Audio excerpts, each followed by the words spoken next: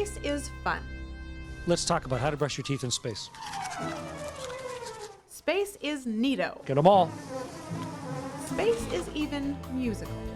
Look out my window, there goes home. And you could say, thanks to astronaut Chris Hadfield, space is incredibly fascinating to the whole world once again.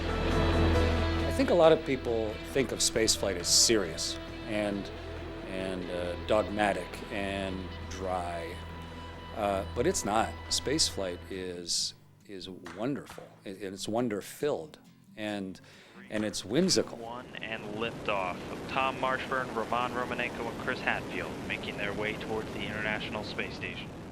The retired Canadian astronaut has wrapped up the first part of his blindingly successful career as a test pilot, astronaut, and commander of the International Space Station.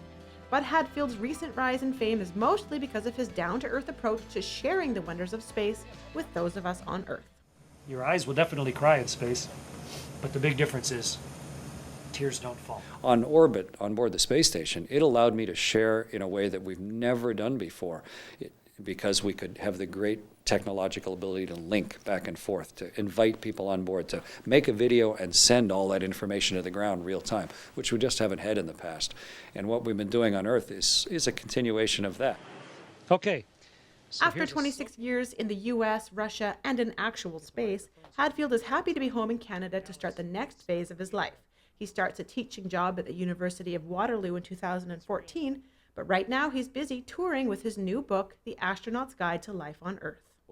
When we were setting out to name the book, I didn't want it to be called, Chris Hadfield's biography or instructions on life or something. I wanted the whole idea of the book to be lighter than that, and to be a little more subject to a wry sense of humor. You guys on the space station are throwing your underwear out, your dirty underwear out the window, and it's raining down on us?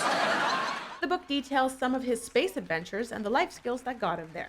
And as usual, Hadfield is using his social media savvy to get the word out about his book. Social media has really opened up a new way to communicate.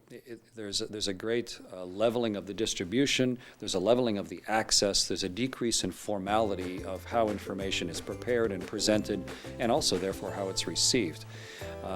And pretty much anybody right now can write a blog or make a video and release it for the entire world to see almost effortlessly. Videos of my daily life, assuming everyone would still be interested. Having a great sense of humor is another reason why he's such a star, and why his online followers and hits are now counted in the millions. It's gravity, just pulling it straight down into the bowl. The whole Hadfield family is in on the fun. The commander's son, Evan Hadfield, helped create the YouTube videos, and his wife, Helena, has stood behind him since the very beginning of his epic career. And it's really nice to go through life with someone who both instructs and forgives you. And luckily enough, now at this stage of life, we're still together, we're having a good time, we're working really hard, transitioning back to life in Canada. Our kids are grown and happy, and we count ourselves, after just 38 years of work together, to be very lucky. If you want to catch up with Commander Hadfield online, you can follow him on Twitter. He's at CMDR_Hadfield, or turn your TV on, any TV. For Go Winnipeg, I'm Laura Mukon.